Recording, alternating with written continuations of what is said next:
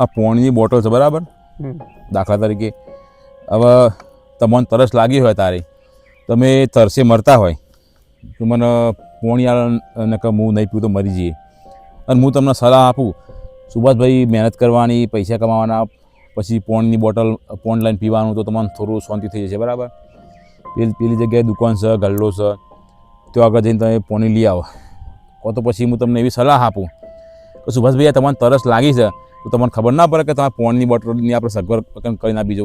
હું તમને ગમે એટલી સલાહ આપું, ગમે એટલી સારી સારી વાતો કરું તો તમારી તરસ મટે ખરી? ના મટે. મારા તમને એ વખતે શું કરાય? એ વખત મેન જરૂર હોય છે પોણીની, તો પછી પોણી પાવું પડે. અને મારા પાસે પોણીની બોટલ હોય બરાબર, અને તોય હું તમને પોણી આપું ને, હું તમને સારી સારી સલાહ આપું, તમને મગજમાં કેવું થાય? એ તો મગજમાં પણ આપણને એક વસ્તુ થાય કે આપણે પેલું હાલ એક ચાલે છે કે સલાહની નહીં સપોર્ટની જરૂર છે. એમ વસ્તુ મેન વસ્તુ છે કે એ વખત તરસ લાગી છે, એ વખત પોણી છે તો પછી પોણીની જ જરૂર છે એ વખત. એટલે એક જ વસ્તુ છે જિંદગીમાં કે ભૂખ્યા માણસને પહેલાં એને ખાવા ન અપાય, તરસ્યાને પહેલાં પાણી પીવડાવાય, પછી ને સારી સારી વાતો કરાય કે ભાઈ તું મહેનત કર, પૈસા કમાજે, પછી તારું ઘરનું પૂરું કર ને ખાવાનું લાય. કોઈ વ્યક્તિ ભૂખે મરી રહ્યો હોય, તરસે મરી રહ્યો હોય બરાબર, તમારા પાસે સૌ ઓલરેડી પાણી અને ખાવાનું એ સર, એમ સુધામાં તમે પેલા લુખ્ખાની જેમ લુખ્ખી સલાહ આપો મને વ્યક્તિને, તો એના કરતાં તમે સલાહ ના આપો ને સારું.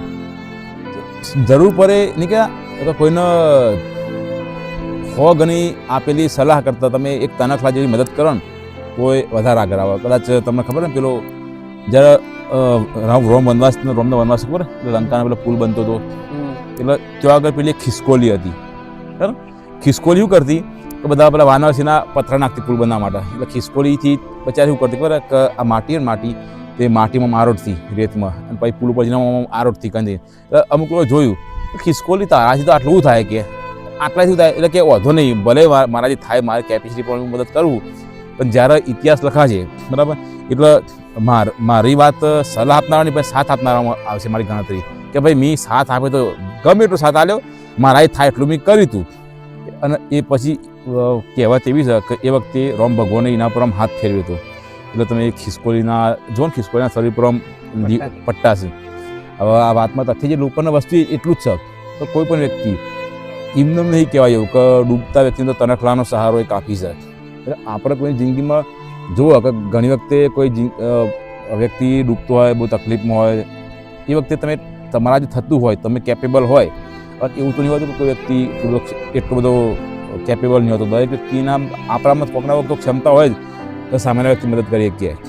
પણ અત્યારે સુભાષભાઈ જેવું કહો કે મારા અડધા લોકો મદદ કરી કરવાથી નહીં, ખરાબ સમય આવે તો વ્યક્તિની ખોમીઓ કાઢું. અને કેવા ખબર ઇવન જિંદગીમાં ખરાબ સમય આવે ને તો હું કહે છે આ તો ભગવાન મારી પરીક્ષા કરે છે, અને બીજા કોઈની જિંદગી તકલીફ આવે ને તો મારા આવશે એવું ખબર, આ તો કે તમારે કરેલો કરમ આડો આવશે. આવા લોકો વિશે તમારું શું કહેવું? એવા લોકો વિશે તો મારું તો એટલું જ કહેવું છે કે દુનિયામાં લોકો રહ્યા ને એ તો દરેક વસ્તુનું હંમેશા જેમ પેલા દરિયા કોઠાથી બેસે અને દરિયાને જોવો ને એ વાળી વસ્તુ જ છે લોકો પાસે. કઈ વન તો એ વની જગ્યાએ બેઠા છે એટલે બેઠા બેઠા દરેક જજમેન્ટો કાઢી જતા હોય છે. બરાબર.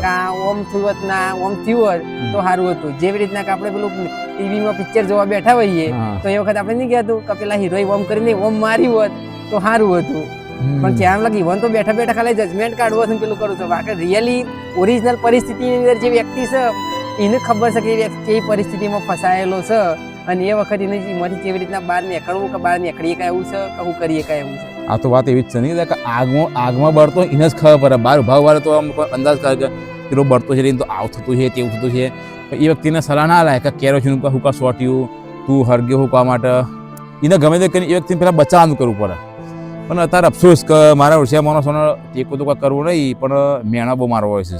અને એક કહેવત પણ યાદ આવી કે જ્યારે માણસનો ખરાબ સમય આવે બરાબર, જિંદગી આપણને રોવરાવતી હોય તો આપણી જોડે મજાક કરતી હોય કે આપણી પરીક્ષા લેતી હોય, એટલે આપણે બહુ ખરાબ સમયમાંથી ગુજરી રહ્યા હોય, પરિસ્થિતિ આપણે મજાક બનાવતી હોય ને એટલે પીઠ પાછળથી હસવાનો અવાજ કોઈ પરિચિતનો લાગે.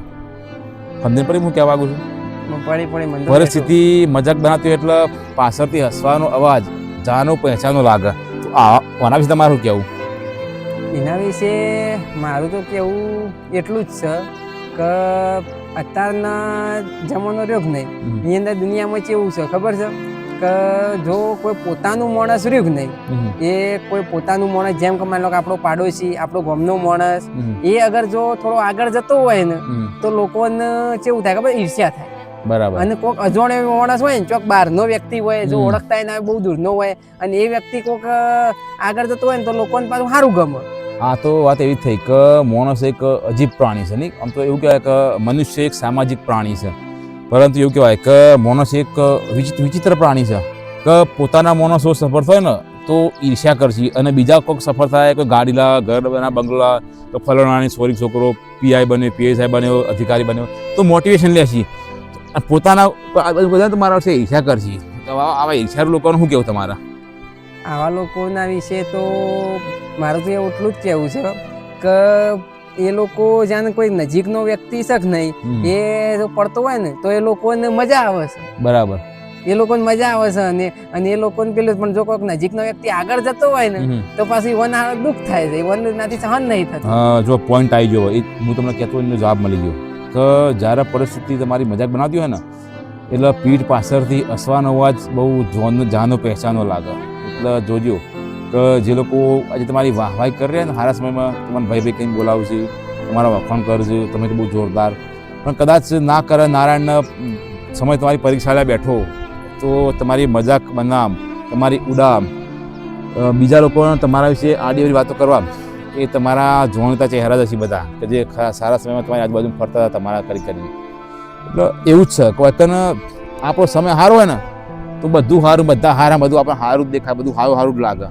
પણ તમે ના કીધું કે પાનખરમાં જ ખબર પડે કે અસલ તો વસ્તુ શું છે, બાકી ચોમામાં તો બધું લીલું જ દેખાય.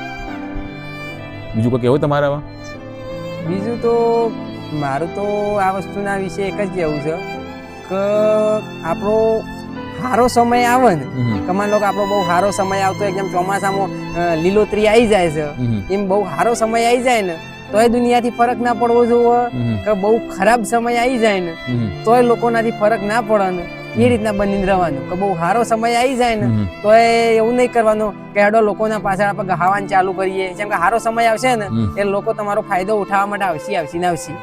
લોકો તમારા જો એક કહેવત છે કે સંઘર્ષના સમયે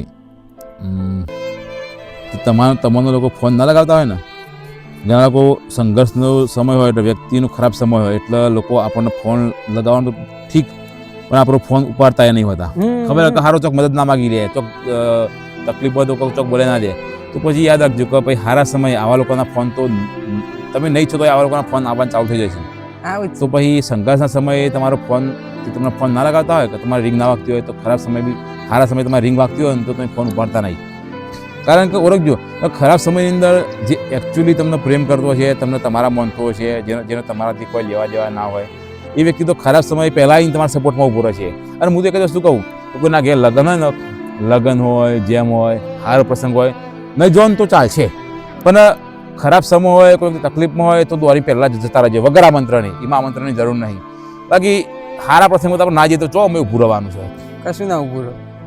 પણ મારા ઓછા એક જોજો એક વસ્તુ એટલે આપણે વધારે આપણે લોબુ નહીં કરવું. આ વિડીયોમાં આપણે આટલું પૂરું કરીએ, બરાબર? જો તમને વિડીયો પસંદ આવ્યો હોય, તમે ચેનલમાં નવા હોય, ગમતું હોય તો સબસ્ક્રાઈબ કરજો, કોમેન્ટ કરજો.